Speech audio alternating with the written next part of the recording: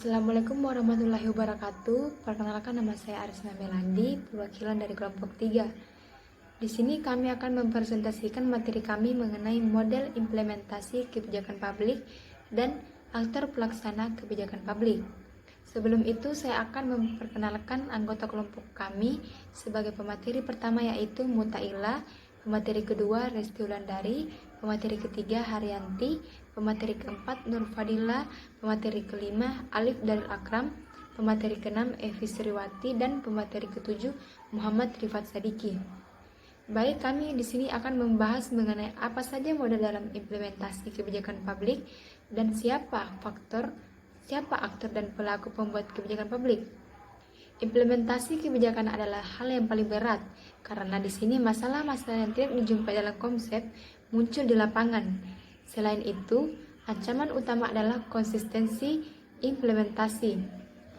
Adapun macam-macam model dalam implementasi kebijakan publik yaitu seperti model Van Meter dan Van Horen, 2 model Hasmanian dan Sabatier, 3 model Hawkwood dan Gunn, 4 model Gagin dan model Grindal.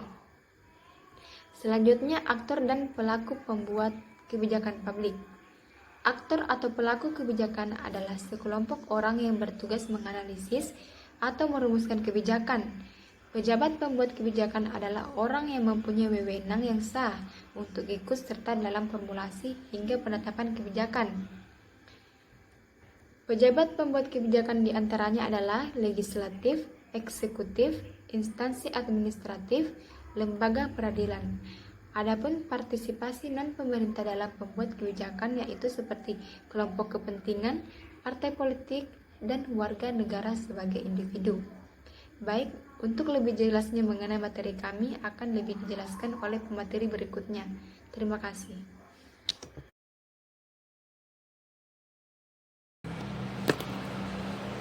Assalamualaikum warahmatullahi wabarakatuh. Perkenalkan, nama saya Mutaila, NIM 1056111799. Jadi saya akan membacakan materi saya. Bab 1, pendahuluan. Apa itu implementasi kebijakan? Implementasi kebijakan adalah hal yang paling berat karena di sini masalah-masalah yang tidak dijumpai dalam konsep muncul di lapangan. Selain itu, ancaman utama adalah konsistensi implementasi. Pendekatan dalam implementasi kebijakan publik oleh Peter de Leon dan Linda de Leon pada tahun 2001 dikelompokkan menjadi 3 generasi, yaitu generasi pertama, yaitu pada tahun 1970-an, memahami implementasi kebijakan sebagai masalah yang terjadi antara kebijakan dan eksekusinya. Generasi kedua, tahun 1980-an, adalah generasi yang mengembangkan pendekatan implementasi kebijakan yang bersifat dari atas ke bawah. Generasi ketiga tahun 1990-an dikembangkan oleh ilmuwan sosial Malcolm L. pada tahun 1990, memperkenalkan pemikiran bahwa variabel perilaku aktor pelaksanaan implementasi kebijakan lebih menentukan keberhasilan implementasi kebijakan.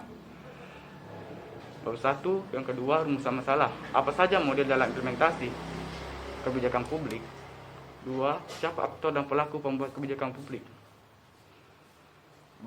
Bab ketiga, pembahasan model-model implementasi kebijakan publik, yaitu model Van Meter dan Van Horen. Model pertama adalah model yang paling klasik, yakni model yang diperkenalkan oleh Donald Van Meter dan Karl Van Horen 1975. Model ini mengandaikan bahwa implementasi kebijakan berjalan secara linear dari kebijakan kebijakan publik, implementator, dan kinerja kebijakan publik. Sekian dan terima kasih. Assalamualaikum warahmatullahi wabarakatuh.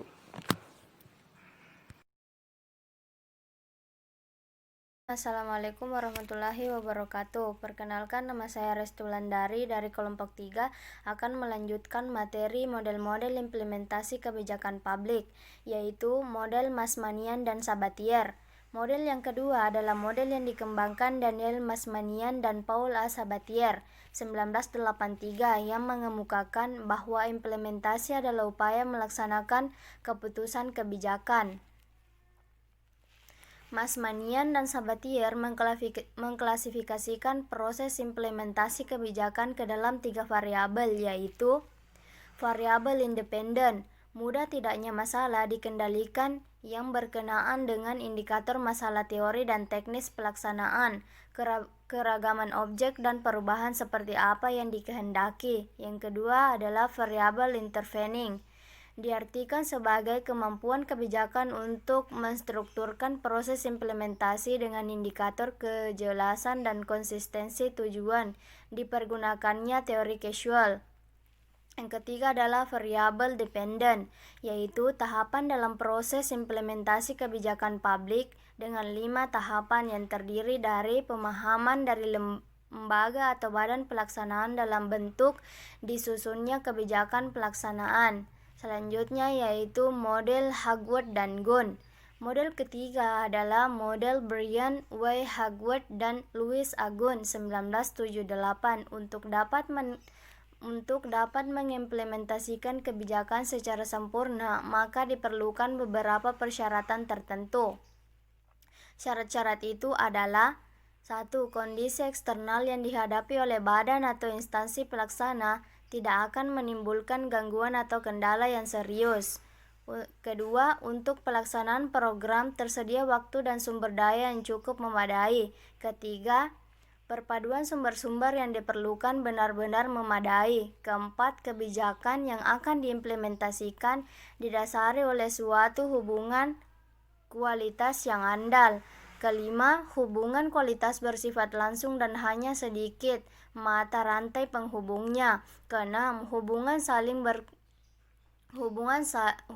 saling ketergantungan harus kecil. Ketujuh, pemahaman yang mendalam dan kesepakatan terhadap tujuan. Kedelapan, tugas-tugas diperinci dan ditempatkan dalam urutan yang tepat. Kesembilan, komunikasi dan koordinasi yang sempurna. Kesepuluh, pihak-pihak yang memiliki wewenang kekuasaan dapat menuntut dan mendapatkan kepatuhan yang sempurna. Materi selanjutnya. Assalamualaikum warahmatullahi wabarakatuh. Perkenalkan, nama saya Haryanti, NIM 1056111271119, perwakilan dari kelompok 3 yang akan melanjutkan materi dari kelompok kami, yaitu model-model implementasi kebijakan publik. Model Guggen. Malcolm Guggen, Anne Bowman, dan James Lester mengembangkan apa yang disebutnya sebagai communication model untuk implementasi kebijakan yang disebutnya sebagai generasi ketiga model implementasi kebijakan. Selanjutnya, model Grindel.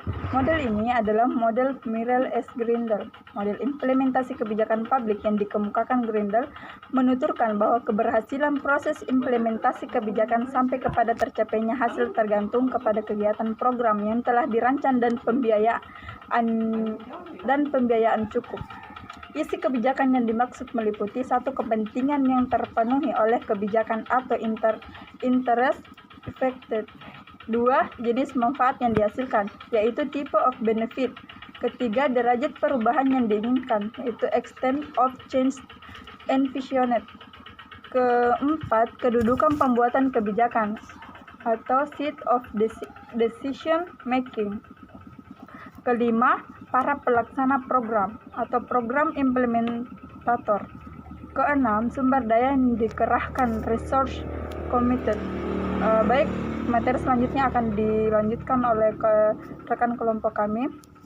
Assalamualaikum warahmatullahi wabarakatuh.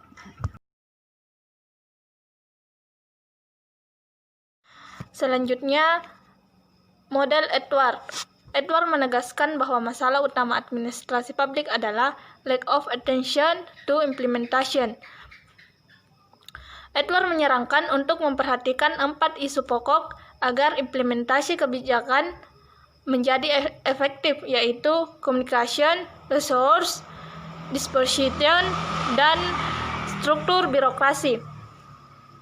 Komunikasi berkenaan dengan bagaimana kebijakan dikomunikasikan pada organisasi atau publik, ketersediaan sumber daya untuk melaksanakan kebijakan, sikap dan tanggap dari pihak yang terlibat, dan bagaimana struktur organisasi pelaksana kebijakan.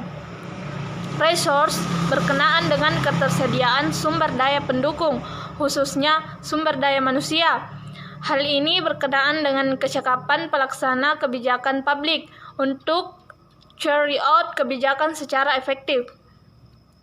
Disposition disposition berkenaan dengan ketersediaan dari para implementer untuk carry out kebijakan publik tersebut.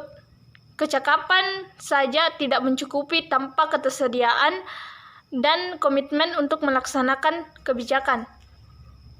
Struktur birokrasi berkenaan dengan kesesuaian organisasi birokrasi yang menjadi penyelenggara implementasi kebijakan publik. Tantangan adalah bagaimana agar tidak terjadi birokrasi fragmentation, karena struktur ini menjadikan proses implementasi menjadi jauh dan efektif. Aktor dan pelaku pembuat kebijakan publik. Aktor atau pelaku kebijakan adalah sekelompok orang yang bertugas menganalisis atau merumuskan kebijakan. Pejabat pembuat kebijakan adalah orang yang mempunyai wewenang yang sah untuk ikut serta dalam formulasi hingga penetapan kebijakan publik. Walau dalam kenyataannya beberapa orang mempunyai wewenang sah untuk bertindak dikendalikan oleh orang lain. Pejabat pembuat kebijakan terbagi menjadi dua, yaitu pembuat kebijakan primer dan pembuat kebijakan suplementer atau sekunder. Pembuat kebijakan primer adalah aktor-aktor atau stakeholder yang mempunyai wewenang konstitusional langsung untuk bertindak. Sedangkan pembuat kebijakan suplementer adalah instansi administrasi harus mendapat wewenang untuk bertindak dari lembaga yang lainnya atau pembuat kebijakan primer.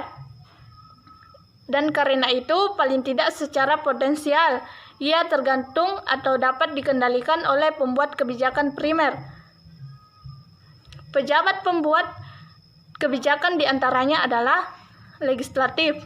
Legislatif mengerjakan tugas yang berhubungan dengan tugas politik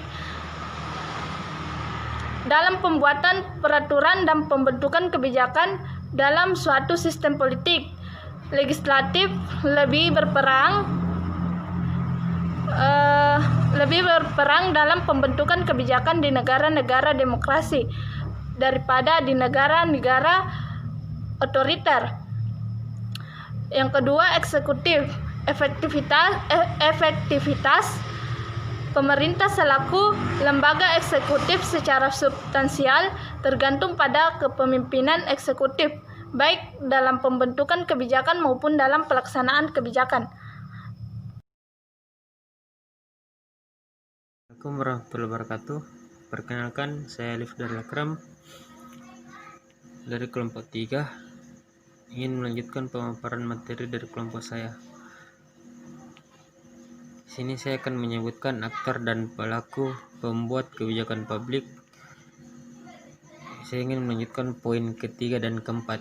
Poin ketiga yaitu instansi administratif, yang mana di sini disebutkan instansi administratif merupakan sumber utama usulan perundang-undangan dibuat dalam suatu sistem politik. Instansi administratif tidak hanya mampu mengusulkan perundangan yang dibutuhkan atau diinginkan, tetapi secara aktif mereka mendekati dan berusaha untuk mendesakkan penggunaannya. Poin keempat ada lembaga peradilan, yang dimana dimaksud di sini tinjauan hukum merupakan kekuasaan pengadilan untuk menentukan hukum bagi kegiatan legislatif dan cabang-cabang eksekutif, mengumumkan pembatalan dan tidak berlaku bila didapati kegiatan tersebut bertentangan dengan undang-undang. Sekian pemaparan dari saya. Assalamualaikum warahmatullahi wabarakatuh. Assalamualaikum warahmatullahi wabarakatuh. Saya Kisrwati akan melanjutkan materi dari kelompok kami. Langsung saja, aktor dan pelaku pembuat kebijakan publik. Partisipasi non pemerintah dalam pembuat kebijakan. Di antaranya adalah yang pertama, kelompok kepentingan. Kelompok kepentingan merupakan sumber utama pemerintah dalam memproses kebijakan-kebijakan publik ke depan. Dari kelompok-kelompok kepentingan inilah biasanya pemerintah menggali keinginan-keinginan atau kebutuhan-kebutuhan warga yang belum dapat diberikan atau disediakan dengan baik. Yang kedua adalah partai politik. Di negara-negara demokratis, sekalipun partai politik berperan sentral, manakala kompetensi pada pemilihan umum dalam rangka untuk mengawasi sekaligus mengisi orang-orang di pemerintahan. Yang terakhir, yang ketiga adalah warga negara sebagai individu. Warga negara mempunyai hak untuk didengarkan dan pejabat mempunyai kewajiban untuk mendengarkannya. Warga negara sebagai individu mempunyai peluang untuk berpartisipasi secara langsung dalam pembuatan keputusan. Sekian dari saya, materi selanjutnya akan dibawakan oleh teman saya. Wassalamualaikum warahmatullahi wabarakatuh.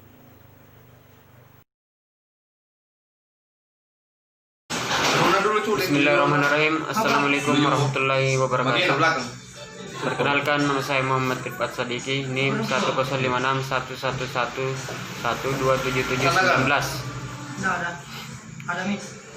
Ya, saya ingin menyimpulkan materi-materi yang telah dibacakan oleh teman saya tadi.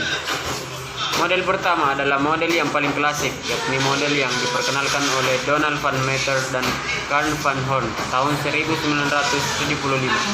Model ini mengandaikan bahwa implementasi kebijakan berjalan secara linear dari kebijakan publik, implementator, dan kinerja kebijakan publik. Model yang kedua adalah model yang dikembangkan Daniel Matsmanain dan Paul Sabatier tahun 1983, yakni mengemukakan bahwa implementasi adalah upaya melaksanakan keputusan kebijakan. Model ketiga adalah model Brian, Hopwood, dan Lewis Gunn tahun 1978. Untuk dapat mengimplementasikan kebijakan secara sempurna, maka diperlukan beberapa persyaratan tertentu. Malcolm Gogin and Bowman dan James Lester mengembangkan apa yang disebutnya sebagai communication model. Ya, mungkin cukup sekian yang bisa saya sampaikan. Kurang dan lebihnya mohon dimaafkan. Wabillahi taufiq wal hidayah. Assalamualaikum warahmatullahi wabarakatuh.